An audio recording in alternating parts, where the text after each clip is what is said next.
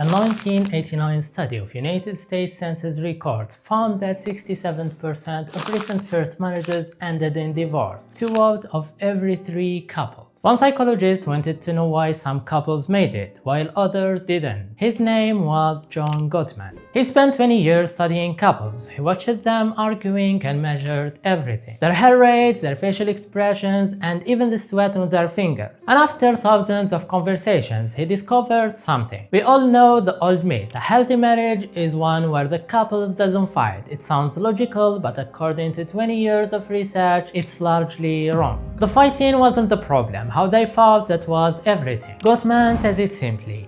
A lasting marriage results from a couple's ability to resolve the conflicts that are inevitable in any relationship. But there was something even more surprising. Not all happy marriages solve conflicts in the same way. After watching thousands of conversations, Gottman found 3 different types of stable marriages. The first type is the validating marriage. Here is what a conversation between validators sounds like. There is one thing that's bugging me. It seems like we never do anything on the weekends. It's been so long since we have gotten together with friends or just gone to a movie or something. You wish we went out more often? Yeah, sometimes by the end of the week I'm crawling the walls and I just want to go out and have a good time. But when you get home Friday night and you are tired and all you want to do is watch TV and go to sleep. And then on Saturday and Sunday you fill up the time with the chores and then you don't want to go out. Well, you know, for me, I'm at the plant every day with long hours and when I get home I just want to be home. Yeah, home at last. Right, I just want no demands, no pressure, just to hang out. I see.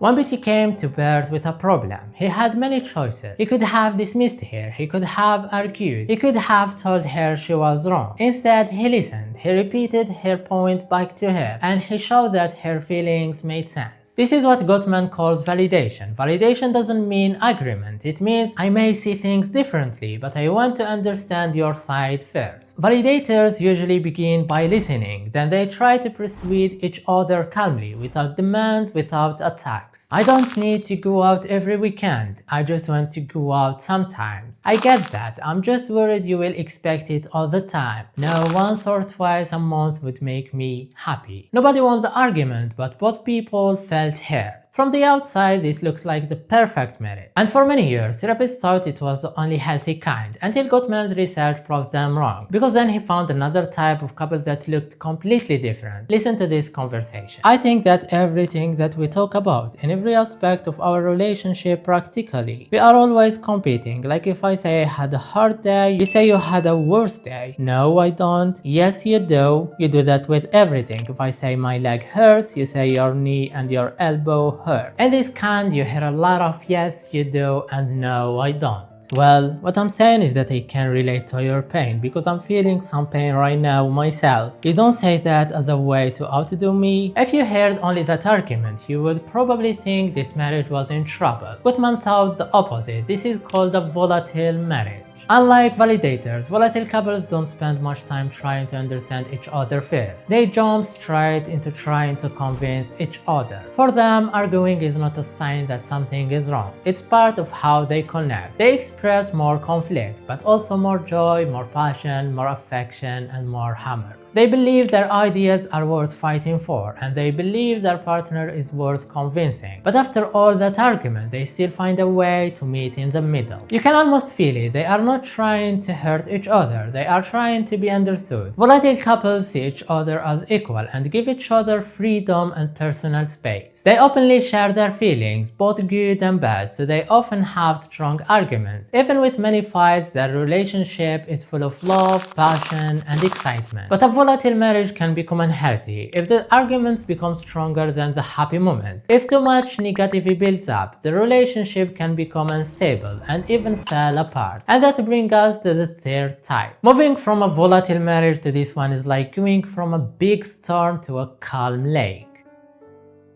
This type is called avoidant marriage, or more accurately, conflict minimizers. These couples are different. The kitchen is a mess. I know we have both had a long day. Let's deal with it tomorrow. Sounds good. That's how avoiders work. They don't ignore every problem. They simply decide that some problems are not worth the fight. When one partner brings up a concern, the other often makes it seem smaller or changes the topic. Soon both decide that continuing the discussion isn't worth it. Instead of working through the conflict directly, they let time and positive feelings reduce the tension. To many people, this sounds like avoiding the problem. For them, it's protecting the relationship. They have decided that the life they have built together is worth more than being right about every disagreement. Gottman doesn't say one style is better than the others. He says they are more like different tools. Some situations need the validator's patience, some need the volatile couple's honesty, and some simply need to be let go. The couples who know which moment calls for which, those are the ones who last. Now here is what all three types have in common. After 20 years of watching couples argue, Gottman discovered one rule that appeared again and again. In every stable marriage, regardless of style, there was at least 5 positive interactions for every one negative interaction. 5 moments of warmth, laughter, affection, interest, or kindness for every one moment of criticism, frustration, or conflict. In other words, the good moments have to be stronger than the bad ones,